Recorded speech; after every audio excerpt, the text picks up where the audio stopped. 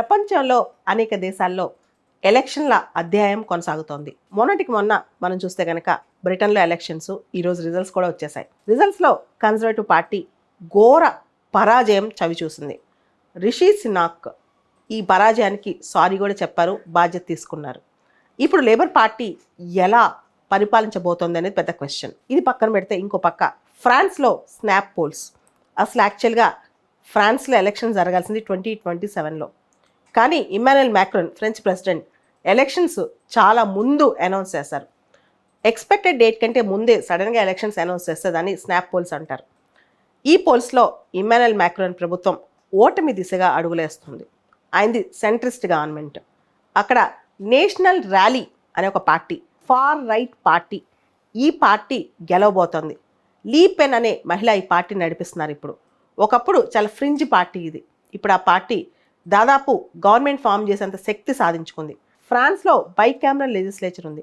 Senate, upper house senate అంటారు, lower house national assembly అంటారు. National అసెంబ్లీలో 577 మంది సభ్యులు ఉంటారు.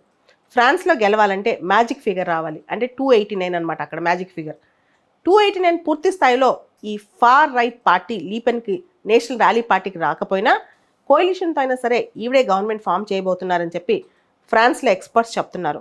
First phase of snap poll అయిపోయింది. బేసిక్గా ఫస్ట్ ఫేజ్ అంటే ఎంట్రీ లెవెల్ అనమాట. సెకండ్ ఫేజ్ రేపు 7వ తారీఖున జరగబోతోంది. ఈ ఎన్నికల్లో ఇమ్మాన్యుయల్ మ్యాక్రాన్ యొక్క రెనెసాన్స్ పార్టీ ఘోరంగా విఫలం అవబోతోందని చెప్పి అంచనాలు చెప్తున్నాయి, ఎగ్జిట్ పోల్స్ చెప్తున్నాయి. ఇదంతా పక్కన పెడితే ఫ్రాన్స్లో సెమీ ప్రెసిడెన్షియల్ సిస్టమ్ ఉంది. అక్కడ ప్రైమ్ మినిస్టర్ పవర్ఫులే, ప్రెసిడెంట్ పవర్ఫులే. ప్రెసిడెంట్ సాధారణంగా డిఫెన్స్ కానీ, ఇంటర్నేషనల్ అఫైర్స్ కానీ, ఫారెన్ పాలసీ మేకింగ్ కానీ వీటి మీద ఎక్కువ దృష్టి పెడతారు. ప్రైమ్ మినిస్టర్ గవర్నమెంట్ మీద ఎక్కువ దృష్టి పెడతారు, డొమెస్టిక్ గవర్నెన్స్ మీద. ఈయన పార్టీ ఇమ్మాన్యుయల్ మ్యాక్రాన్ పార్టీ ఓడిపోయినా ఇమ్మాన్యుయల్ మ్యాక్రాన్ ప్రెసిడెంట్గానే కంటిన్యూ అవుతారు. కానీ ఇక్కడ ప్రాబ్లం ఒకటి వస్తుంది. పార్లమెంట్లో ఏ పార్టీ అయితే మెజారిటీ ఉందో, నేషనల్ అసెంబ్లీ అంటే లోయర్ హౌస్లో ఏ పార్టీకి అయితే మెజారిటీ ఉందో ఆ పార్టీ గవర్నమెంట్ ఫామ్ చేస్తుంది. ఆ పార్టీ నుంచి ప్రైమ్ మినిస్టర్ ఉంటారు. ఇప్పుడు ప్రెసిడెంట్ ఒక పార్టీ, ప్రైమ్ మినిస్టర్ ఒక పార్టీ. ప్రెసిడెంట్ పార్టీది ఒక ఐడియాలజీ, ప్రైమ్ మినిస్టర్ పార్టీది ఇంకో ఐడియాలజీ. ఈ రెండు ఐడియాలజీస్ డిఫరెంట్ ఐడియాలజీస్ కదా. అక్కడ పాలసీ కంటిన్యూటీలో ఇప్పుడు ప్రెసిడెంట్ ఆలోచన వేరుగా ఉంటుంది, పార్లమెంట్ ఆలోచన వేరుగా ఉంటుంది. అక్కడ కాన్ఫ్లిక్ట్ వస్తుంది అనమాట ఈ రేపు నుంచి ఫ్రాన్స్లో. అయితే ఫ్రాన్స్లో మనం గమనిస్తే కనుక 2 లెవెల్స్ ఆఫ్ ఎలక్షన్ ఉంటాయి. ఒక లెవెల్ అసలు ఎంట్రీకి, రెండో లెవెల్ సీరియస్ ఎలక్షన్ అనమాట. ఆ ఎంట్రీ లెవెల్ ఎలక్షన్ అయిపోయింది.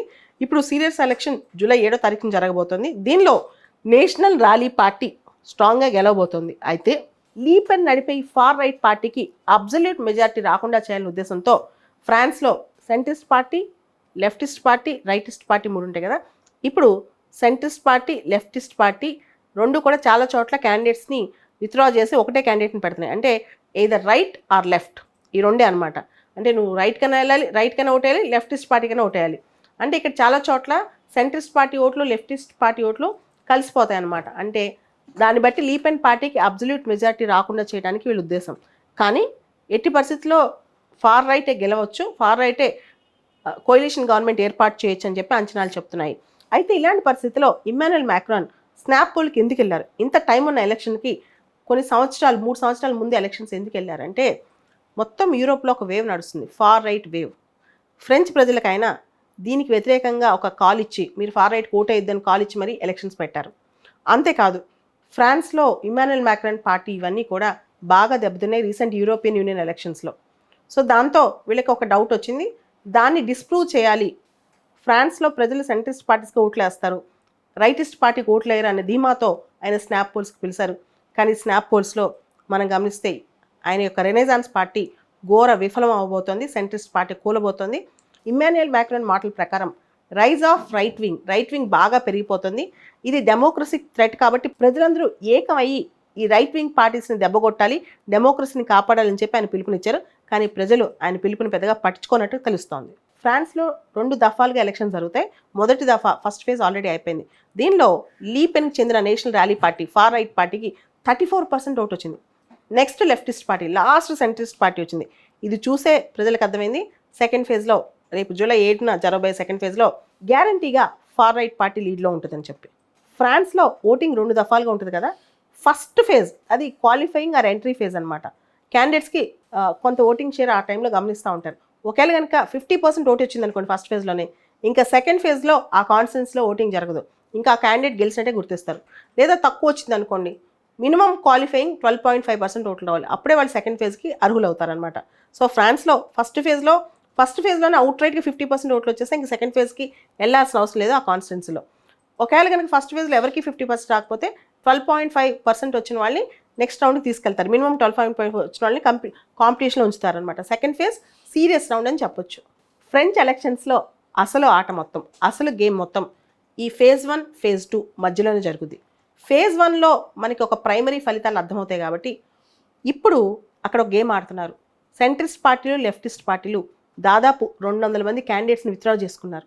ఎట్లా అంటే ఎక్కడైతే సెంట్రిస్ట్ పార్టీ లీడ్లో ఉందో అక్కడ లెఫ్టిస్ట్ వాళ్ళు కాంపిటీషన్ ఇవ్వరు, ఇంకా వాళ్ళు క్యాండిడేట్ని విత్డ్రా చేస్తారు.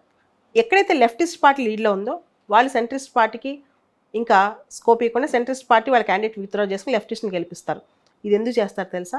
రైటిస్ట్ పార్టీకి, ఫార్ రైట్ పార్టీస్కి టఫ్ కాంపిటీషన్ ఇవ్వడానికి. ఎందుకంటే ఎలక్షన్స్లో 3-4 స్ట్రాంగ్ కంటెస్టెంట్స్ ఉంటే ఓట్ షేర్ చీలుద్ది, దానివల్ల ప్రభావం వీళ్ళ మీద పడుద్ది అనమాట. అలా కాకుండా వీళ్ళు ఏకమై మరీ పోరాడి రైట్ని తగ్గించడానికి ట్రై చేస్తున్నారన్నమాట.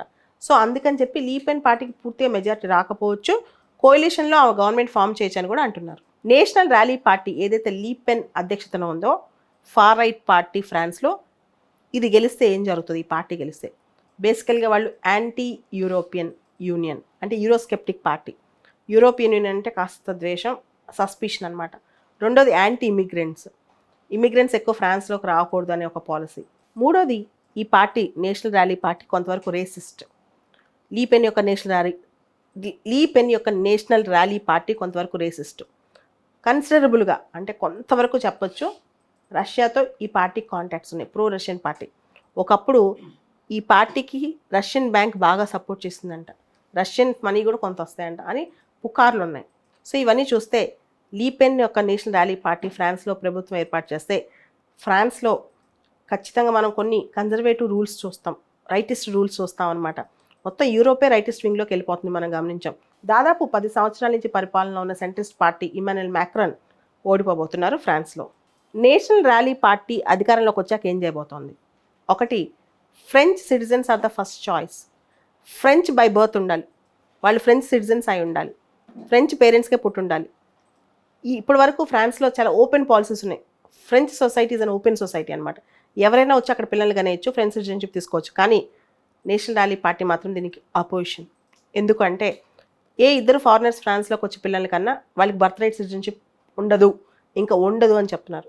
అదేవిధంగా ఫ్రెంచ్ యూరోపియన్ యూనియన్కి చేసే కంట్రిబ్యూషన్స్ దాదాపు పర్ యానం $3 బిలియన్ వరకు కట్ చేస్తారంట. వాళ్ళు ఇచ్చే కంట్రిబ్యూషన్లో $3 బిలియన్ కట్ చేసేస్తారు. అంతకు మించి French citizens are the first choice. Social benefits, jobs, వీటన్నిటిలో పెన్షన్స్, వీటన్నిటిలో కూడా ఫ్రెంచ్ సిటిజన్స్కే ఫస్ట్ చాయిస్ ఇస్తారంట. రైటిస్ట్ పార్టీ అంటే అంతే కదా. ఫ్రాన్స్ది బేసికల్గా సెమీ ప్రెసిడెన్షియల్ సిస్టమ్. ఫ్రాన్స్లో ప్రైమ్ మినిస్టర్ కూడా పవర్ఫుల్లే. ప్రెసిడెంట్ ఇంటర్నేషనల్ అఫైర్స్, డిఫెన్స్ ఇలాంటివి చూసుకుంటారు. ప్రైమ్ మినిస్టర్ అడ్మినిస్ట్రేషన్, గవర్నెన్స్ ఇవన్నీ చూసుకుంటారనమాట. సో ప్రైమ్ మినిస్టర్ కూడా ఈక్వల్లీ పవర్ఫుల్లే. ఇప్పుడు ఎలక్షన్ జరిగేది ఫ్రెంచ్ పార్లమెంట్కి, ప్రెసిడెంట్కి ఎలక్షన్స్ కాదు. ఇప్పటి వరకు ఇమ్మాన్యుయల్ మ్యాక్రాన్ యొక్క రినైజాన్స్ పార్టీయే అధికారంలో ఉండేది కాబట్టి పార్లమెంట్లో కూడా ఎక్కువ పవర్తో ఏది చెప్పినా అది అక్కడ జరిగేది అనమాట. ఉదాహరణకి డిఫెన్స్ బడ్జెట్ అనుకోండి, అది పాస్ అయిపోద్ది. లేదా మ్యాక్రాన్ ఏదైనా ఇంటర్నేషనల్ అగ్రిమెంట్ చేసుకొచ్చారనుకోండి, అది పార్లమెంట్ అబ్జెక్ట్ చేయదు. కానీ ఇప్పుడు అలా కాదు, ప్రతిదీ ఇప్పుడు పార్లమెంట్ క్వశ్చన్ చేస్తుంది, ప్రతిదీ ఇప్పుడు రైటిస్ట్ పార్టీ క్వశ్చన్ చేస్తుంది.